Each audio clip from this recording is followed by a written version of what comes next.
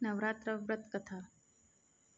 धार्मिक कथाओं के अनुसार एक बार बृहस्पति जी ब्रह्मा जी से सवाल किया कि चैत्र व आश्विन मास के शुक्ल पक्ष में नवरात्र का व्रत और उत्सव क्यों किया जाता है, इस व्रत का फल क्या है और इसे किस प्रकार करना उचित है। पहले इस व्रत को किसने किया। बृहस्पति जी के इस सवाल के जवाब में ब्रह्मा जी ने कहा, हे बृहस्पति, प्राणियों के हित की इच्छा से तुमने बहुत ही अच्छा प्रश्न किया है। दरअसल जो मनुष्य मनोरथ पूर्ण करने वाली दुर्गा, महादेव और सूर्य और नारायण का ध्यान करते हैं, वे मनुष्य धन्य है। यह नवरात्र व्रत संपूर्ण कामनाओं को पूर्ण करने वाला है।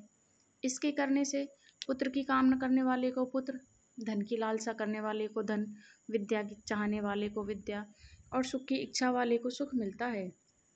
इस व्रत को करने से रोगी मनुष्य का रोग दूर हो जाता है, मनुष्य की संपूर्ण विपत्तियां दूर हो जाती हैं और घर में समृद्धि की वृद्धि होती है। बंध्या को पुत्र प्राप्त होते हैं, समस्त पापों से छुटकारा मिल जाता है और मन का मनोरथ सिद्ध हो जाता है। ब्रह्मा जी के अनुसार जो मनुष्य इस नवरात्रि व्रत को नहीं करता, वह अनेक दुखों को भोगता है, कष्ट व रोग से पीड़ित हो जाता है और अंगहीनता को प्राप्त होता है। उनके संतान नहीं होती और वह धन धान से रहित हो भूख और प्यास से व्याकुल घूमता फिरता है तथा संज्ञाहीन हो जाता है। जो सधवा स्त्री इस व्रत को नहीं करती, वह पति से वंचित हो नाना दुखों को भोगती है। यदि व्रत करने वाला मनुष्य सारे दिन का उपवास ना कर सके तो एक समय भोजन करे और 10 दिन बांधवों सहित नवरात्र व्रत की कथा का श्रवण करें। हे बृहस्पति, जिसने पहले इस महाव्रत को किया है, वह कथा मैं तुम्हें सुनाता हूँ, तुम सावधान होकर सुनो। इस प्रकार ब्रह्मा जी का वचन सुनकर बृहस्पति जी बोले, हे ब्राह्मण, मनुष्यों को कल्याण करने वाले इस व्रत के इतिहास को मेरे लिए कहो, मैं सावधान होकर सुन रहा हूँ। आपकी शरण में आए हुए मुझ पर कृपा करो। ब्रह्मा जी बोले, प्राचीन काल में मनोहर नगर में पीठत नाम का एक अनाथ ब्राह्मण रहता था। वह भगवती दुर्गा का भक्त था। उसके संपूर्ण सद्गुणों से युक्त सुमति नाम की एक अत्यंत सुंदर कन्या उत्पन्न हुई। वह कन्या सुमति अपने पिता के घर में बाल्यकाल में अपनी सहेलियों के साथ क्रीड़ा करती हुई इस प्रकार बढ़ने लगी जैसे शुक्ल पक्ष में चंद्रमा की कला बढ़ती है। उसका पिता प्रतिदिन जब माँ दुर्गा की पूजा कर होम किया करता, वह उस समय नियम से वहाँ उपस्थित रहती। एक दिन सुमति अपनी सखियों के साथ खेल में लग गई और भगवती के पूजन में उपस्थित नहीं हुई।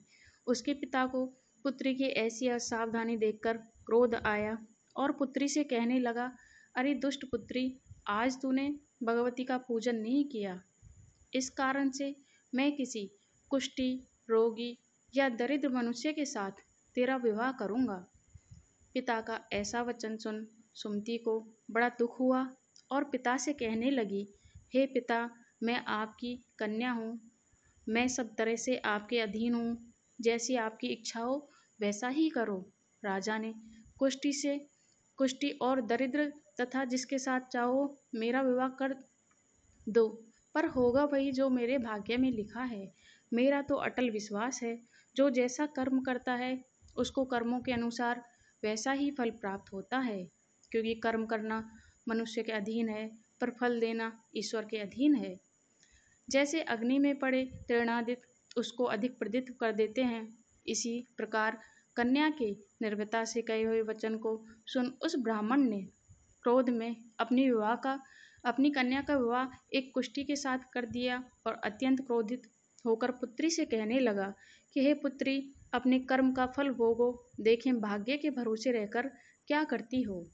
पिता के ऐसे कटु वचनों को सुनकर सुमति मन में विचार करने लगी कि अहो, मेरा बड़ा दुर्भाग्य है जिससे मुझे ऐसा पति मिला। इस तरह अपने दुख का विचार करती हुई वह कन्या अपने पति के साथ वन में चली गई और डरावने कुशायुक्त उस निर्जन वन में उन्होंने वह रात बड़े कष्ट से व्यतीत की। उस गरीब बालिका की ऐसी दशा देख देवी भगवती ने पूर्व पुण्य के प्रभाव से प्रकट हो सुमति से कहा, हे दीन ब्राह्मणी, मैं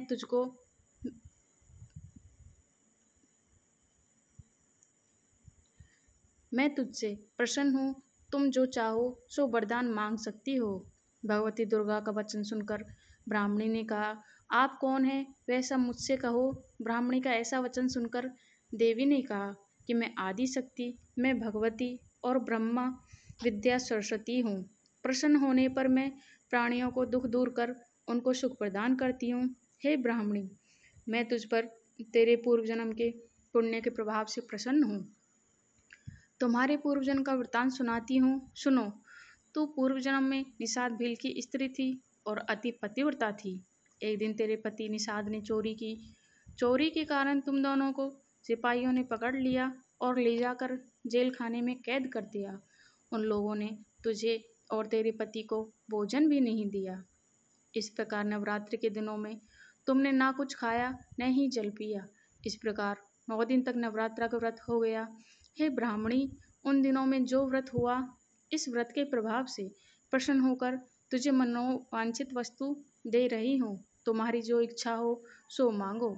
इस प्रकार दुर्गा के वचन सुन ब्राह्मणी बोली, अगर आप मुझ पर प्रसन्न हैं तो हे दुर्गे, मैं आपको प्रणाम करती हूँ। कृपा कर मेरे पति के कोढ़ को दूर करो।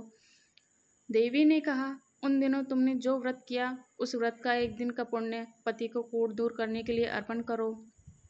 उस पुण्य के प्रभाव से तेरा पति कोढ़ से मुक्त हो जाएगा। ब्रह्मा जी बोले। इस प्रकार देवी के वचन सुन वह ब्राह्मणी बहुत ही प्रसन्न हुई और अपने पति को निरोग करने की इच्छा से तब उसने तथास्तु ऐसा वचन कहा। तब उसके पति का शरीर भगवती दुर्गा की कृपा से कुष्ठ रोग से रहित हो अति कांतिवान हो गया। वह ब्राह्मणी पति के मनोहर देह को देखकर देवी की स्तुति करने लगी कि हे दुर्गे, आप दुर्गति को दूर करने वाली, तीनों लोगों का संताप हरने वाली, समस्त दुखों को दूर करने वाली, रोगी मनुष्यों को निरोग करने वाली, प्रसन्न हो मनवांछित वश देने वाली और दुष्ट मनुष्यों का नाश करने वाली जगत की माता हो। हे अम्बे, मुझ निरपराध अबला को मेरे पिता ने कुष्ठी मनुष्य के साथ विवाह कर घर से निकाल दिया। पिता के तिरस्कृत निर्जन वन में विचरण कर रही हूँ। आपने ही मेरी विपदा में उद्धार किया है। हे देवी, मैं आपको प्रणाम करती हूँ, मेरी रक्षा करो। इस प्रकार ब्रह्मा जी बोले कि हे बृहस्पति, उस ब्राह्मणी की ऐसी स्थिति सुन देवी प्रसन्न हुई और ब्राह्मणी से कहा, हे ब्राह्मणी, तेरे उदायल नाम अति बुद्धिमान, धनवान, कीर्तिवान और जितेंद्र पुत्र शीघ्र उत्पन्न होगा। ऐसा वर प्रदान कर देवी ने ब्राह्मणी से फिर कहा, हे ब्राह्मणी, जो कुछ तेरी इच्छा हो वह मांग ले। भगवती दुर्गा का ऐसा वचन सुन सुमति ने बोला कि हे भगवती दुर्गे, अगर आप मुझ पर प्रसन्न हैं तो कृपा कर मुझे नवरात्रि व्रत विधि और उसके फल का विस्तार से वर्णन करें। इस प्रकार ब्राह्मणी के वचन सुन दुर्गा ने कहा, हे ब्राह्मणी, मैं तुम्हें संपूर्ण पापों को दूर करने वाली नवरात्रि विधि बतलाती हूँ, जिसको सुनने से मोक्ष की प्राप्ति होती है। आश्विन मास के शुक्ल पक्ष की प्रतिपदा से लेकर 9 दिन तक विधि पूर्वक व्रत करें। यदि दिन भर का व्रत न कर सकें तो एक समय भोजन करें। विद्वान ब्राह्मणों से पूछकर घट स्थापना करें और वाटिका बनाकर उसको प्रतिदिन जल से सींचें। महाकाली, महालक्ष्मी और माँ सरस्वती देवी की मूर्तियां स्थापित कर उन्हें नित्य विधि सहित पूजा करें और पुष्पों से विधि पूर्वक अर्घ्य दें। बिजौरा के फल से अर्घ्य देने से रूप की प्राप्ति होती है। जायफल के अर्घ्य देने से कीर्ति, दाग से कार्य की सिद्धि होती है और आंवले से सुख की प्राप्ति होती है। केले से आभूषणों की प्राप्ति होती है। इस प्रकार पुष्पों और फल से अर्घ्य देकर व्रत समाप्त होने पर 9वें दिन यथाविधि हवन करें। खांड, घी, गेहूँ, शहद, जौ, तिल, बिंब, नारियल, दाख और कदम आदि से हवन करें। गेहूँ से होम करने से लक्ष्मी की प्राप्ति होती है। खीर एवं चंपा के पुष्पों से धन और बेल पत्तों से तेज व सुख की प्राप्ति होती है। आंवले से कीर्ति, केले से पुत्र की, कमल से राज सम्मान की, दाखों से सभ्यता की प्राप्ति होती है। खांड, घी, नारियल, शहद, जौ और तिल तथा फलों से होम करने से मनोवांछित वस्तु की प्राप्ति होती है।